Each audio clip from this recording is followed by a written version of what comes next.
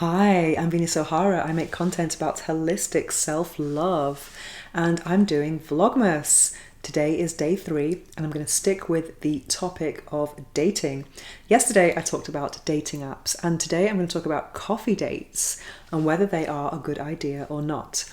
I was very intrigued by some content that I've seen on Instagram, not just from one content creator, but from many people saying that coffee dates were really a bad idea. And the reason was they said that coffee dates are a sign of a low effort, no effort man. And I just have to chime in with my own point of view here. I think coffee dates are actually a really good idea. I think especially for a first date, a coffee date usually happens in the day. You don't have coffee at night, and it's usually a safer way to have a date in the day, in a cafe with lots of people around. I used to have coffee dates in the same cafe all the time, in a place where I knew the owners, so I felt very safe. If anything's going to happen to me, it would be, I just felt safer anyway. And also they're usually quite short. It could be half an hour. It's enough time to see if there is a vibe or not. Sometimes the attraction can build over time, but it's better to have a half an hour that ends abruptly and you want to have more than to have half an hour that seems like an eternity, because time goes by in a very slow way when you are not enjoying yourself. And a coffee date is enough just to kind of get the vibe from a person and see if there is anything worth discovering or learning about them. And I also know some friends who have walking dates. I think that's kind of a nice idea as well.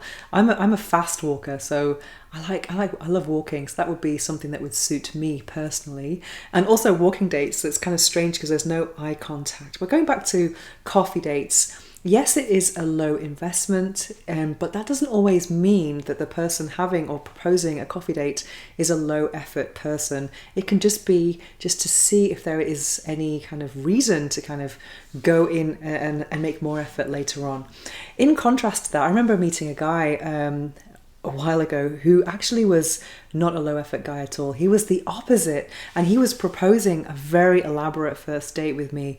He wanted to take me to some country club, a spa, and a whole day of absolute luxury and have dinner. And it seemed like he was using all of these things to make up for a lack of personality. That's not always the case, but I could see from this particular person that a lot of women could potentially take advantage of him and be more interested in getting the selfies in a spa or in some kind of very nice country club. And that made me feel quite sad, actually.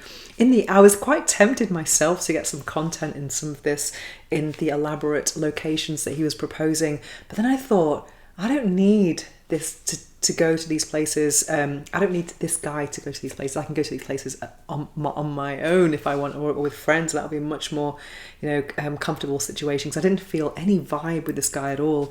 Not even as a friend, actually. He just seemed like a nice guy, but just not the kind of guy I would want to spend a whole amount of time with. And that's the best thing about coffee dates, is that they are quite short. Yeah, so yeah, don't knock the coffee date or tea if you prefer. I think coffee dates are a great way to actually just get to know someone. And then if it ends too soon, there's a reason to have a second date. Hopefully they won't ghost you if there is a vibe, and then the second date will hopefully be something a bit more higher effort. Yeah, a bit higher effort anyway. Or is that the right way to say it? You know what I mean. Anyway, what do you think about coffee dates? I would love to read in the comments below.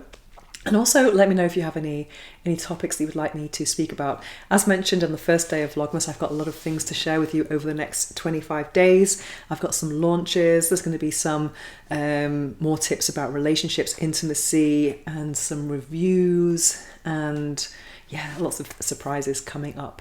So that is day 3 of Vlogmas. So also check out my podcast, The Orgasmic Lifestyle, where every day is a climax. I've got some very interesting interviews on there, and the link is in the description below.